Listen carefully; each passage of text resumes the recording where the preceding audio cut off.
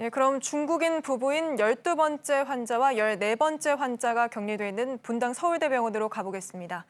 자, 배양진 기자, 거기 4번째 환자도 입원해 있는데 환자들 상태는 모두 어떻습니까? 네, 어제 입원한 12번 환자는 증상이 나타난 지 열흘 넘게 지나서야 치료를 받기 시작했습니다. 고열과 폐렴 증상이 있지만 중태는 아닙니다.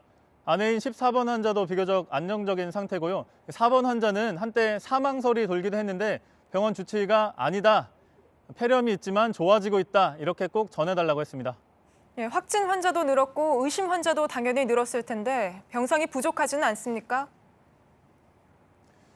당장은 아닙니다. 하지만 곧 한계에 다다를 것 같습니다. 오늘 취재진이 있던 동안에도 의심 환자 한 사람이 다른 검사를 위해 구급차를 타고 이동하는 모습도 보였는데요.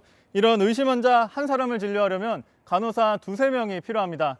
이곳 분당서울대병원엔 격리병실이 모두 9개 있는데 확진 환자가 있는 3곳 말고 나머지 병실에도 이렇게 증상은 가볍지만 검사는 받아야 하는 환자들이 매일 들어왔다 나갔다 하면서 격리병실이 꽉 차는 경우도 있다고 합니다. 의료진이 지치는 것도 문제지만 정작 중증 폐렴에 걸린 신종 코로나 환자가 들어왔을 때 제대로 된 치료를 할 수 없을 수도 있다. 이게 의료진의 걱정입니다.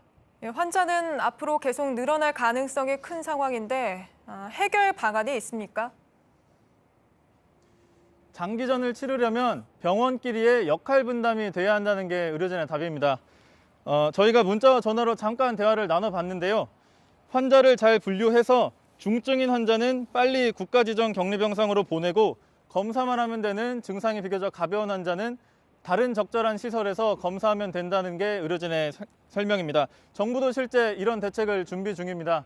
공공병원이나 지역 거점병원에 추가로 격리병상을 확보한 상태고요. 환자를 분류하는 역할을 맡는 선별진료소도 어제부터 2배로 늘렸습니다. 예, 바이러스가 퍼지는 걸 막으려면 접촉자 관리가 가장 중요할 텐데 방역망을 손질해야 한다는 지적도 나오고 있지 않습니까?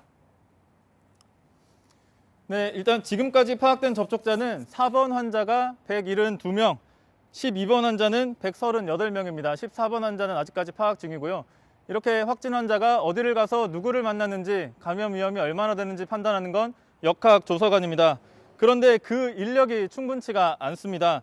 일단 지금 중앙과 지방을 합쳐 모두 130명의 역학조사관이 일하고 있는데 아무래도 확진 환자와 직접 대화도 나눠야 하고 카드 사용 내역과 CCTV를 일일이 보며 감염 위험을 판단해야 하기 때문에 시간이 많이 걸린다는 게 문제입니다.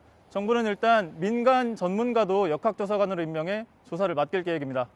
예, 지금까지 배양진 기자였습니다.